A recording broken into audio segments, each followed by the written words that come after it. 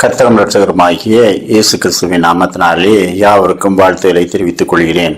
இந்த ஓய்வு நாளிலும் தென்னிந்திய திருச்சபை நமக்கு தியானிக்கும்படியாக கொடுத்துள்ள தலைப்பு விசுவாசத்தின் பன்முகத்தன்மையை ஏற்றுக்கொள்ளுதல். அதற்கு அடிப்படையாக நமக்கு கொடுக்கப்பட்ட வசனம் எரேமியா 29:7 நான் உங்களை சிறைப்பட்டு போக பண்ணின பட்டணத்தின் சமாதானத்தை தேடி அதற்காக கர்த்தரை விண்ணப்பம் பண்ணுங்கள், அதற்கு சமாதானம் இருக்கையில் உங்களுக்கும் சமாதானம் இருக்கும். எருசலேமிலிருந்து சிறைப்பட்டு போன யூதா ஜனங்களுக்கு எரேமியா தீர்க்கதரிசி சொல்லுகிற இந்த வசனம், நீங்கள் எங்கே இருக்கிறீர்களோ அந்த இடத்தின் சமாதானத்துக்காக வேண்டிக் கொள்ளுங்கள். அவர்களுக்கு சமாதானம் இருக்கும்போது உங்களுக்கும் சமாதானம் இருக்கும். அதாவது நாம் வாழும் இடத்தில் சமாதானம் உள்ளவர்களாய் இருக்க வேண்டும். அந்த இடத்தின் சமாதானத்தை நாம் தேட வேண்டும். அந்த நிறுவனம், அந்த அலுவலகம், அந்த குடும்பம், அந்த சமூகம், அவற்றின் சமாதானத்தை தேட வேண்டும். நான் சமாதானம் உள்ளவனாகத்தான் இருக்க விரும்புகிறேன், ஆனால் என்னை சுற்றி இருப்பவர்கள் என்னை பகைக்கிறார்கள் என்று சொல்லாமல் நாம் எல்லாரோடும் சமாதானம் உள்ளவர்களாய் இருக்க நாட வேண்டும். நமக்கு சமாதானம் இருக்க வேண்டும் என்றால் நாம் இருக்கும் இடத்தில் சமாதானத்தை கொண்டு வருகிறவர்களாக நாம இருக்க வேண்டும். மத்தேயு 5:9 சமாதானம் பண்ணுகிறவர்கள் பாக்கியவான்கள், அவர்கள் தேவனுடைய புத்திரர் எனப்படுவார்கள். ரோமர் 12:18 கூடுமானால் உங்களால் ஆன மட்டும் எல்லா மனுஷரோடும் சமாதானமாயிருங்கள்.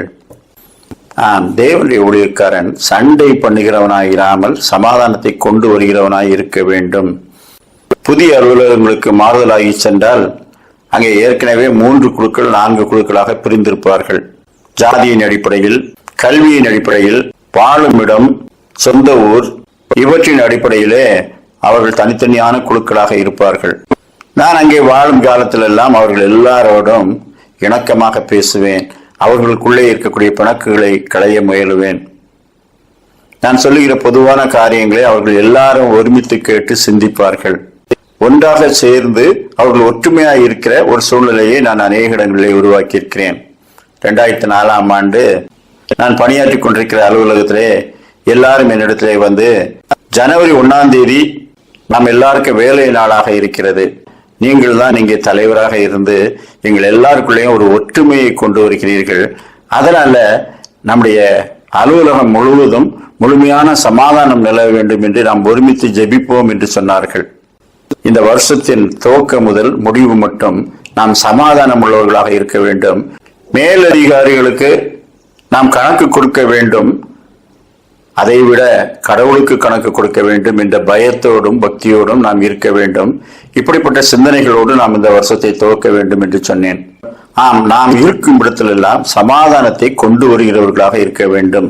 இந்த வசனத்தில் அப்படித்தான் சொல்லுகிறார், சிறைப்பட்டு போன இடத்திலே அங்கே இருப்பவர்கள் இவர்களுக்கு எஜமானர்கள், இவர்கள் அவர்களுக்கு கீழாக அடிமைகளாக இருக்கிறார்கள். தீர்க்கதரிசியானவர் சொல்லுகின்றார், நான் உங்களை சிறைப்பட்டு போக பண்ணின இடத்திலே, அப்படியானால் சிறையிருப்பின் தேசத்திலே நீங்கள் கர்த்தரை தூசித்துக் கொண்டு எங்களை இப்படி சிறைப்பட்டு போக விட்டாரே, எங்களை கண்டுகொள்ளாமல் இருக்கிறாரே என்று தூசிக்காமல், நான் உங்களுக்கு நியமித்த காலம் அது, அந்த காலத்தின் முடிவிலே சமாதான காலம் வருகிறது, அதுவரை நீங்கள் இருக்கும் தேசத்தின் சமாதானத்தை நாடி அதற்காக விண்ணப்பம் பண்ணுங்கள் என்று சொல்லுகின்றார். நாம் சமாதானத்தை கொண்டு வருகிறவர்களாக, அதற்காக விண்ணப்பம் பண்ணுகிறவர்களாக இருக்க வேண்டும். விசுவாசத்தின் பன்முகத்தன்மையை ஏற்றுக்கொள்வது. நாம் கர்த்தரை விசுவாசிக்கிறோம், ஆனால் விசுவாசிக்கும் அளவிலே ஒருவருக்கொருவர் வேறுபடுகிறார்கள், வேறு விதமாய் விசுவாசிக்கிறார்கள். எல்லா விசுவாசமும் தேவன் ஒருவரையே நோக்கமாக கொண்டுள்ளது.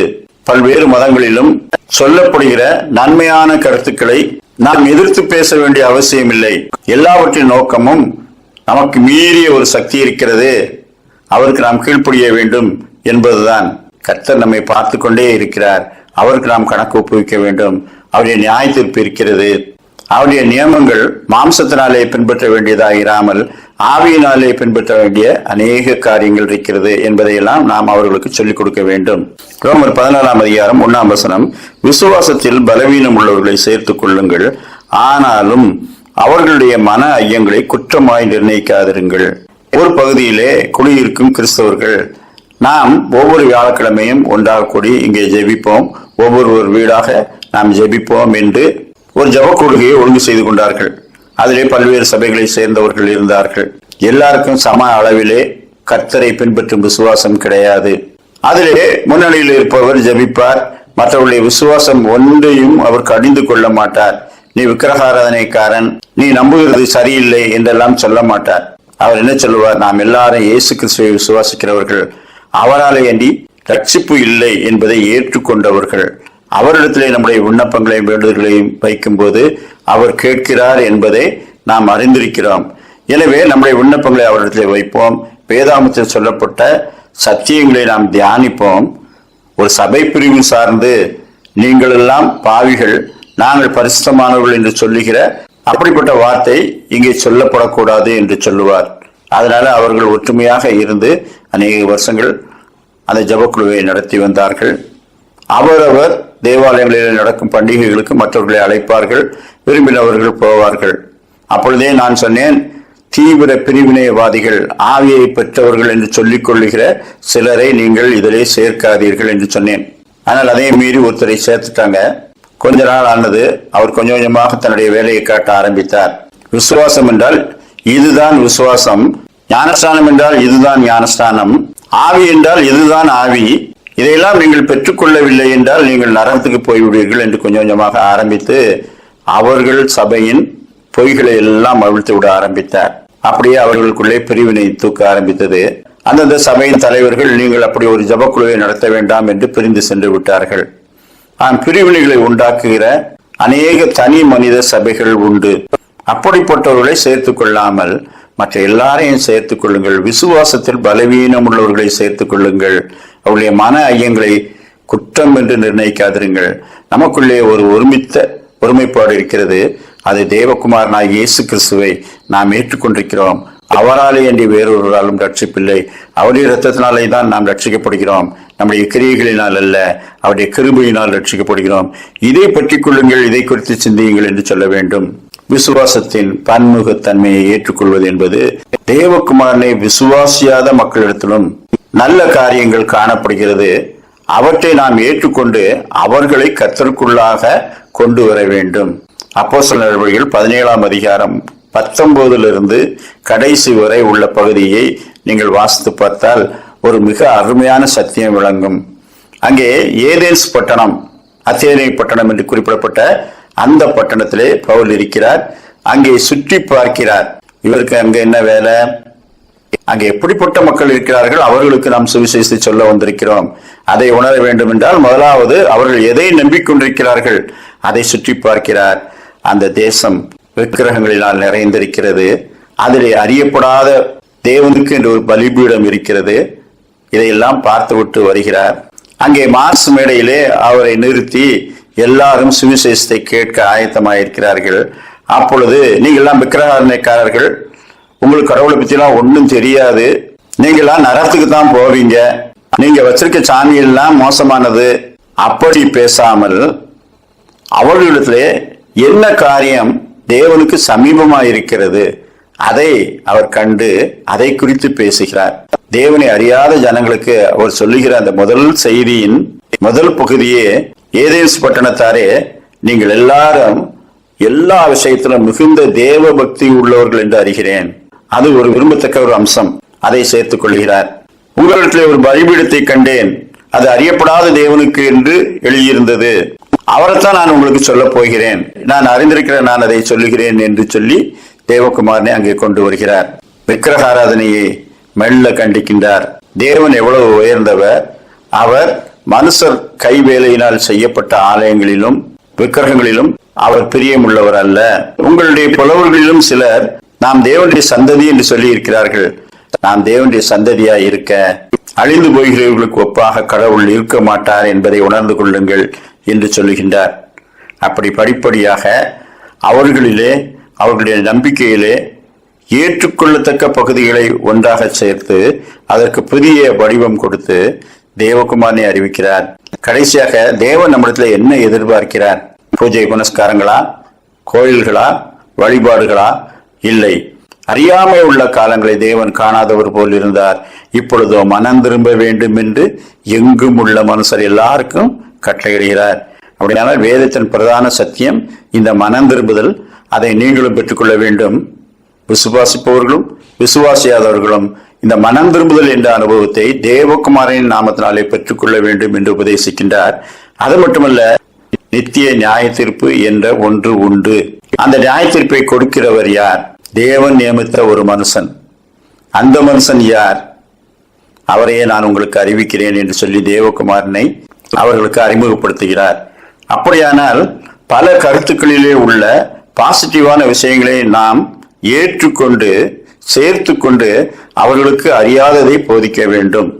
அந்த ஒரு அருமையான பிரசங்கத்தை இன்றைக்கு மாடலாக கொண்டால் இன்றைக்கு அநேக முரண்பாடுகளை நம்மால் களைந்து அநேகரை ஆதாயப்படுத்திக் கொள்ள முடியும்.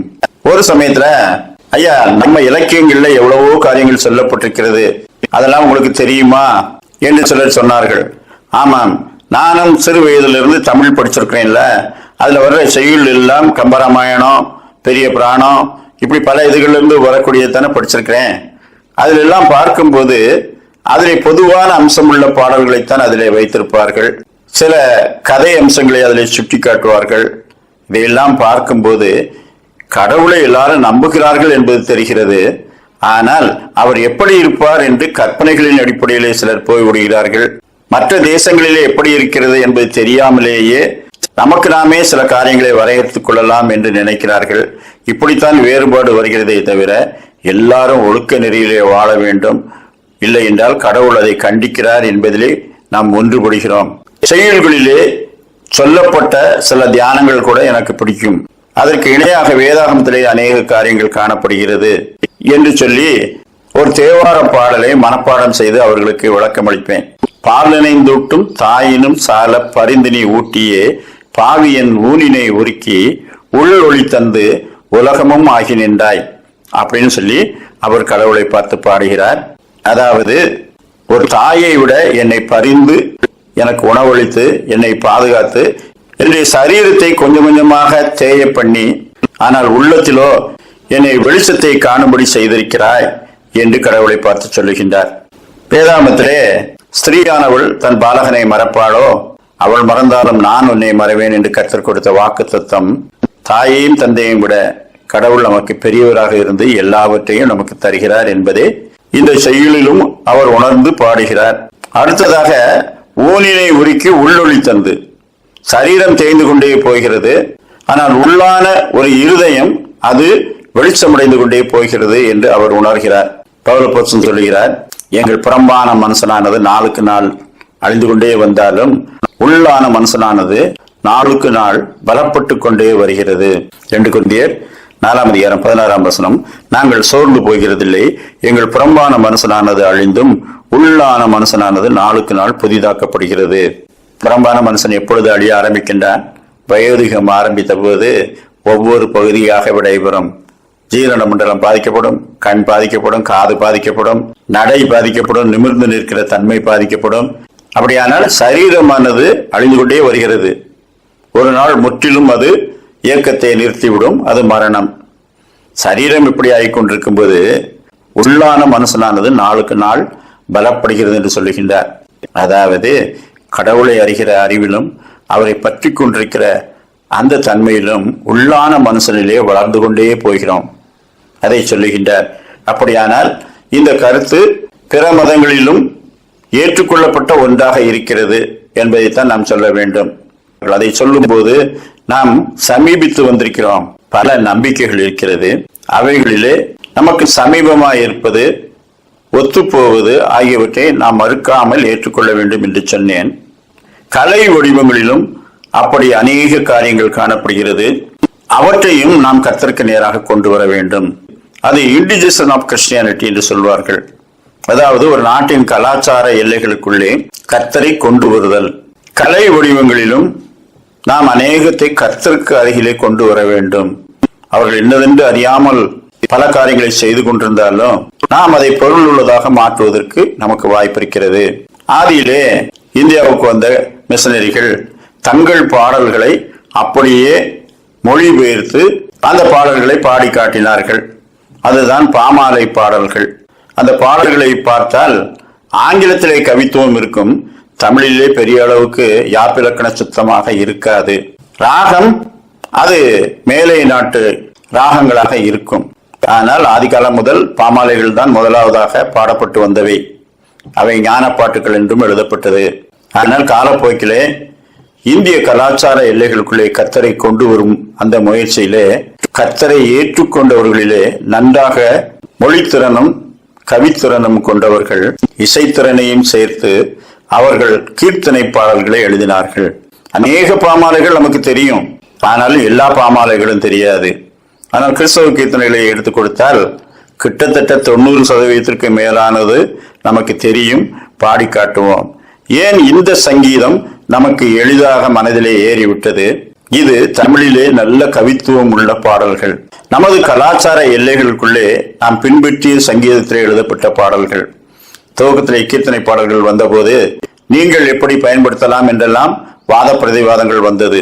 உலகத்தில் எந்த மியூசிக்கும் யாருக்கும் சொந்தமில்லை. உலகத்தில் தோன்றிய மற்றும் தோன்ற போகிற புதிய புதிய மியூசிக் கூட அது கர்த்தருடையது. அவர்தான் இவற்றையெல்லாம் தருகிறார். எனவே பாடப்படத்தக்கவர் அவர்தான். அறியாமல் உள்ள காலங்களிலே நாம் வேறு வேறு காரியங்களை பாடிக்கொண்டிருக்கலாம். சந்தோஷம் தரும் காரியங்களுக்காக அதே மியூசிக்கை நாம் பயன்படுத்தி கொண்டிருக்கலாம். திரைப்படங்களிலே அதே ராகங்களில் தான் பாடல்களை அமைக்கிறார்கள், அதுவும் இருக்கும். அதே சமயத்துல கர்த்தரை பாடுவதற்கு இந்த ராகங்களை பயன்படுத்தினார்கள். இது இந்திய கலாச்சார எல்லைகளுக்குள்ளே கர்த்தரை கொண்டு வருதல். இப்பொழுது வேறு வேறு மியூசிக் வருகிறது. டண்டனக்கா டண்டனக்கா இயேசு, டுண்டுனக்கா டுண்டுனக்கா பேசு, இது கூட ஒரு பாட்டு என்று பாடுகிறார்கள். இளைஞர்களுக்கு அது பிடிக்கிறது. எப்படி நீ பாடினாலும் கர்த்தரை பாடு, அவரை தியானி, அவரோடு ஐக்கியமாயிரு, அதுதான் நாம் சொல்ல வேண்டும். அப்படி ஆடக்கூடாது, இப்படி பாடக்கூடாது, அது சினிமாவில் வந்துட்டு அது இங்க வந்துட்டு அங்க வந்துட்டு அதனால நீ அதை பாடக்கூடாது என்று யாரையும் நாம தடை செய்யும் உரிமை நமக்கு இல்லை. இன்னும் நமது கலாச்சார எல்லைகளுக்குள்ளே கர்த்தரை கொண்டு வருவதற்கு ஒரு உதாரணம் வில்லுப்பாட்டு என்று சொல்லப்படுகிற அந்த கலை வடிவத்தை நாம் பார்த்திருக்கிறோம். ஆனால் கல்வி கற்றவர்கள், கர்த்தரை அறிந்தவர்கள், பாடல் ஏற்றும் திறன் மிக்கவர்கள், மொழியாற்றலும் சத்தியத்தின் மீது ஈடுபாடும் உள்ளவர்கள் அதையே மாற்றி அமைத்து வேதநாயம் சாஸ்திரியார் போன்றவர்கள் கதாகாலட்சேபம் என்ற பெயரிலே இந்த வில்லுப்பாட்டுக்கு ஒரு மாற்று வடிவம். இந்த கதாகாலட்சேபம் மற்ற தேசங்களில் இல்லை. ஏன்? அங்க வில்லுப்பாட்டு இல்லை, அதனால அங்க கதாகாலட்சேபம் இல்லை. அதன் மூலமாக அரை மணி நேரம் செய்தி கேட்பதற்கு விரும்பாமல் டைம் பார்க்கிறவர்களுக்கு மத்தியிலே 2 மணி நேரம் பரிசுத்த வேதாகமத்திலிருந்து ஒரு பகுதியை தியானிக்கிற ஒரு ஊழியம், அதான் கதாகாலட்சேபம். அந்த 2 மணி நேரம் போர் அடிக்காம கேட்கிறாங்க என்றால், அவருடைய சிந்தனையை கர்த்தரை நோக்கி திருப்பிக் கொள்ள முடிந்தது என்றால், அந்த கலை வடிவத்தை ஏன் தள்ள வேண்டும் என்று சொல்லி அநேக திருச்சபைகளில் அந்த கதாகாலட்சேபம் இன்றைக்கு அனுமதிக்கப்பட்டிருக்கிறது. அது அநேகரை ரட்சிப்புக்கு ஏதுவாக வழிநடத்தியும் இருக்கிறது. இந்தியாவுக்கு வந்த மிஷனரி ஆகிய சீகன்பால் அவர்கள் அநேகரை கர்த்தருக்கு நேராக வழிநடத்தினார்கள். அப்பொழுது உயர் ஜாதியை சேர்ந்த சிலரும் கர்த்தரை ஏற்றுக்கொண்டார்கள். அவர்கள் முக்கியமான ஒரு கேள்வி கேட்டார்கள். ஐயா, நாங்கள் இயேசு கிறிஸ்துவை ஏற்றுக்கொண்ட பிறகு நாங்கள் வச்சிருக்கிற குடும்பி, நெற்றியிலே போட்டிருக்கிற சந்தனம், இந்த பஞ்சகச்சம், சால்வை அணிந்து கொள்வது, இதையெல்லாம் விட்டுவிட வேண்டுமோ என்று கேட்டார்கள். ஏனென்றால் அவர்களுக்கு அது சமூக அடையாளம். இயேசு கிறிஸ்துவை ஏற்றுக்கொண்ட உடனே அவன் முடியெல்லாம் வெட்டி அவனுக்கு மகிமையாக தோன்றுகிற அந்த ஆடையெல்லாம் விட்டு சிறுமைப்பட்டவனாய் மாறிவிட்டான் என்று மற்றவர்கள் சொல்வார்களே, எனவே நான் அப்படி என்னை சிறுமைப்படுத்திக் கொள்ள வேண்டுமா என்று கேட்டார்கள். அப்பொழுது அவர் ஆவியிலே நிறைந்து சொன்னார், நீங்கள் எந்த ஆடை வேண்டுமானாலும் அணிந்து கொள்ளுங்கள். உங்க ஊர்ல உங்க வீட்டுல என்ன மாதிரி ஆடை உடுத்தி பழக்கமோ அந்த மாதிரி அணிந்து கொள்ளுங்கள். உங்கள் வீட்டிலே என்ன நடைமுறைகள் இருக்கிறதோ அதை நீங்கள் பின்பற்றலாம். ஆனால் எல்லாவற்றிலும் சத்தியமான ஒருவரை நாம் ஏற்றுக்கொண்டிருக்கிறோம், அவரை விசுவாசிக்கிறோம். அந்த விசுவாசத்தை விடாமல், அதை மறுதலிக்கும்படி செய்யாமல், அதை ஏற்றுக்கொள்கிற எல்லா அம்சங்களையும் நீங்கள் அனுமதிக்கலாம். அப்படின்னா நீங்க உங்க பாரம்பரியமான சட்டை, பாரம்பரியமான ட்ரெஸ் போடலாம். கிறிஸ்தவனுக்கு என்று ஒரு குறிப்பிட்ட சட்டை அல்லது குறிப்பிட்ட ட்ரெஸ் கிடையாது. நீங்கள் சில கலாச்சார எல்லைகளுக்குள்ளே இருப்பவை எல்லாவற்றையும் தூக்கி எறிய வேண்டிய அவசியம் இல்லை. விசுவாசத்தை கைவிடாமல், அதற்கு முரண்படாமல் இருக்கிற எல்லாவற்றையும் ஏற்றுக்கொள்ளலாம். பைபிள்ல கல்யாணம் எப்படி நடத்துவது என்று போடப்படவில்லை. அப்போ ஒரு கிறிஸ்தவ கல்யாணம் இப்படி இருக்கலாமா அப்படி இருக்கலாமான்னா விக்கிரகாராதனை இருக்கக்கூடாது. அதை தவிர உங்களுடைய நம்பிக்கையை வேறு எதன் மீதும் நாள் பார்ப்பது, நேரம் பார்ப்பது, இப்படி எல்லாம் இருக்கக்கூடாது. இதெல்லாம் முரண்பாடான விஷயங்கள். அதை தவிர்த்து விட்டு நீங்கள் மண்டபத்தில் நடத்தலாமா, சர்ச்சுக்குள்ள நடத்தணுமா, இதையெல்லாம் உங்கள் கலாச்சார எல்லைகளுக்குள்ளே உங்கள் திருச்சபையிலே எப்படி தீர்மானிக்கிறார்களோ அப்படி நடத்தி கொள்ளலாம். அப்படின்னா தாலி கட்டுவது என்பது வெளிநாட்டுல கிடையாது. நாம் தாலி கட்டுகிறோம், திருச்சபையை நியமிக்கப்பட்ட வண்ணமாக உறுதிமொழி எடுத்து அதை கட்டுகிறோம். அப்படியானால் அந்த பழக்கத்தை ஏற்றுக்கொண்டிருக்கிறோம், கிறிஸ்துவுக்கு நேராக அதை திருப்பிக் கொண்டு ஏற்றுக்கொண்டிருக்கிறோம். இதைத்தான் விசுவாசத்தின் பன்முகத்தன்மை. அதையெல்லாம் கடைபிடிக்கலாம். அதை விக்கிரகாராதனையை நோக்கியோ வேறு எதன் மீதோ நம்பிக்கை வைத்து கர்த்தரை மறுதளிப்பதாகவோ இருக்கக்கூடாது. ஒரு சமயத்துல ஒரு கிறிஸ்தவ சகோதரர் நடத்தும் ஒரு பெரிய பிரிண்டிங் பிரஸ்ல எல்லாரும், ஐயா நாம எவ்வளவோ ஆயுதங்களை கையாளுகிறோம், எனவே ஆயுத பூஜை நாம் நடத்தியே ஆக வேண்டும் என்று அங்கே வேலை செய்கிறவர்கள் வேண்டிக் கொண்டார்கள். முதலாளியானிடத்திலே வந்து கேட்டார், எப்படியா செய்வது என்று கேட்டார். நான் சொன்னேன், நடத்துவோம், நாமும் நடத்திடுவோம். உங்களுடைய பிரிண்டிங் பிரஸ்ல எல்லாருக்கும் அவரவர் கையாளுகிற கருவிகளை தூய்மையாக்கி இன்னொரு 1 வருஷம் எந்திரங்களை பயன்படுத்துவதற்கு ஏதுக்களை உண்டாக்க சொல்லுங்கள். துப்புரவாக வைத்திருப்பவர்களுக்கு பரிசு என்று சொல்லுங்கள். எல்லாரையும் ஒரு இடத்திலே கூட்டி அங்கே ஒரு ஜப கொடுகையை ஒழுங்கு செய்யுங்கள். நான் அங்கே வருகிறேன், அவர்களிடத்திலே பேசுகிறேன் என்று சொன்னேன். அப்படியே அவர்களுக்கு சொன்னார். அது மட்டுமல்ல, அவர்களுக்கு பொரி தின்பண்டங்கள் இதெல்லாம் கொடுக்கணும், அவ்வளவுதானே, எல்லாருக்கும் அதுல ஒன்றும் குறைய வைக்காமல் கொடுத்து விடுங்கள் என்று சொன்னேன். அவர் எப்படியே அவர்களுக்கு அந்த பொரி அந்த தின்பண்டங்கள் எல்லாவற்றையும் செய்து கூடுதலாக ஆளுக்கு 1/2 கிலோ ஸ்வீட்ஸும் வாங்கி பேக் பண்ணி ரெடியா வச்சிருந்தார். அப்பொழுது நான் அங்கே சென்றேன். அவர்களிடத்திலே நான் பேசும்போது, ஐயா ஆயுத பூஜை என்பது கடவுள் நமக்கு ஞானத்தையும் கல்வியையும் கொடுத்திருக்கிறார், ஆயுதங்களை நாம் தான் உருவாக்குகிறோம், எனவே நாம் ஆயுதங்களை வணங்கக்கூடாது, ஆயுதங்களை தயாரிக்க நமக்கு புத்தியை கொடுத்த கடவுளை நாம் வணங்க வேண்டும்.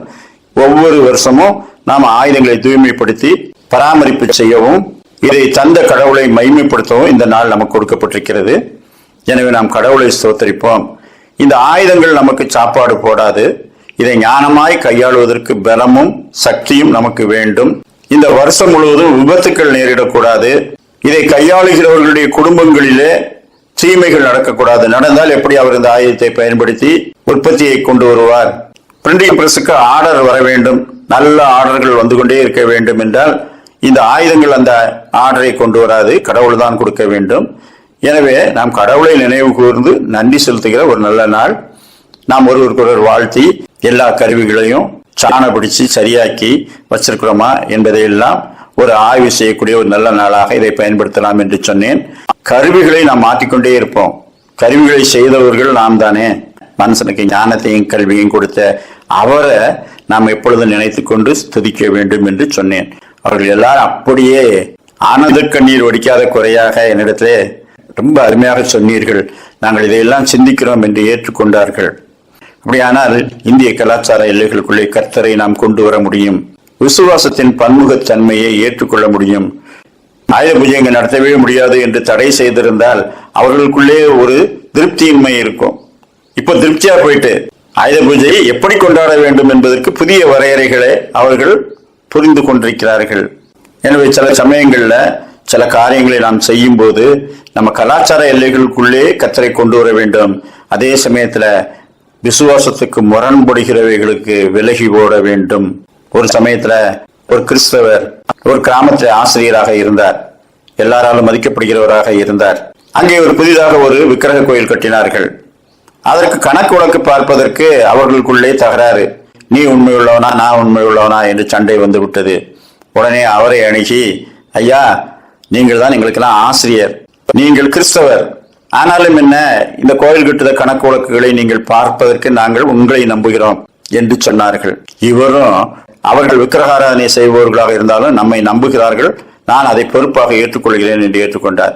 வீட்டில் இருக்கவங்களாம் சொன்னாங்க, உங்களுக்கு நற்பெயர்லாம் ஒன்றும் உண்டாக வேண்டாம், அது அவங்க சமாச்சாரம், அவங்ககிட்ட கொடுத்துருங்க, இது ஊர் பொது காரியத்துக்கோ எதுக்கோ அல்ல, இது விக்கிரகாராதனை சம்பந்தப்பட்டது, நமக்கு அதுக்கு சம்பந்தம் இருக்கக்கூடாது என்று சொன்னார்கள். அவர் இருந்தாலும் ஐயோ இவ்வளவு தூரம் என்ன நம்புறாங்களா என்று சொல்லி அதை ஏற்றுக்கொண்டார். அதன் முடிவிலே அந்த கோயில் கட்டி முடிச்ச உடனே, ஐயா நீங்க இவ்வளவு உண்மையா கணக்கு பார்த்து கொடுத்துருக்கீங்க, உங்களுக்கு தான் முதல் மரியாதை என்று சொல்லி தீபாராதனை காட்டி இந்த முதல் மரியாதையை பெற்றுக்கொள்கிற நீங்கள் அதை தொட்டு வணங்குங்கள் என்று சொன்னார்கள். இவரும் அப்படி செய்து விட்டார். பிறகு என்ன நடந்தது? ஒரு குடும்பம் சின்னாபின்னமாகிவிட்டது.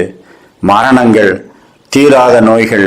கர்த்தர் நியமித்த நியமங்களை தூக்கி எறிந்துவிட்டு உன்னை மதிக்கிறார்கள் உனக்கு பெயர் உண்டாக பண்ண வேண்டும் என்பதற்காக பரிசுத்த வேதாகமம் தீமை என சொல்லுகின்ற ஒன்றை ஏற்றுக்கொள்ளும் போது கர்த்தருடைய கோபத்தை சம்பாதித்துக் கொள்கிறோம்.